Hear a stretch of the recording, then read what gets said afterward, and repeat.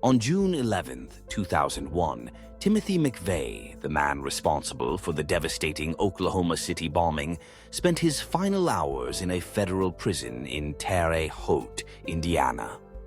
The nation watched closely as the details of his impending execution were reported.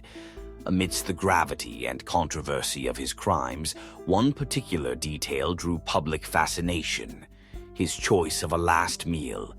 McVeigh's request was starkly simple: 2 pints of mint chocolate chip ice cream. This childlike choice stands out in sharp contrast to the calculated and violent act for which he was convicted.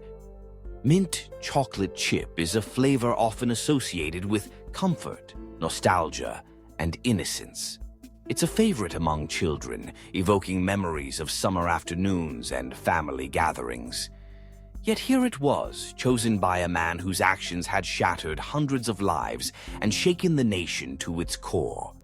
The simplicity of his final meal, without any additional sides, drinks, or elaborate requests, seemed almost jarring given the complexity of his case and the magnitude of his crime.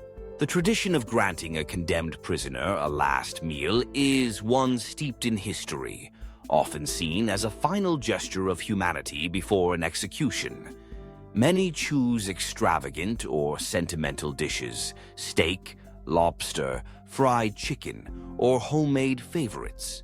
Some select foods that remind them of their childhood or happier times, while others opt for items that bring comfort in their final hours. For McVeigh, the decision to ask for ice cream, and specifically mint chocolate chip, raises questions about his state of mind and what he sought in his final moments. Was it comfort, nostalgia, or simply a preference without deeper meaning? The context of McVeigh's last meal becomes even more poignant when considering how his actions and trial gripped the nation. The Oklahoma City bombing was the deadliest act of domestic terrorism in U.S. history at the time, killing 168 people, including 19 children. His crime was meticulously planned and executed, reflecting a cold, methodical mindset. Yet his final request seemed almost whimsical, as if in those last hours he reached for something far removed from the reality of his own actions. Some have speculated about the psychological motivations behind his choice.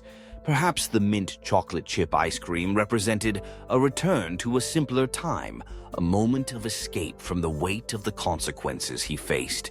Or maybe it was a calculated act, one last show of indifference or defiance toward the public's fascination with his case. Reg Tar.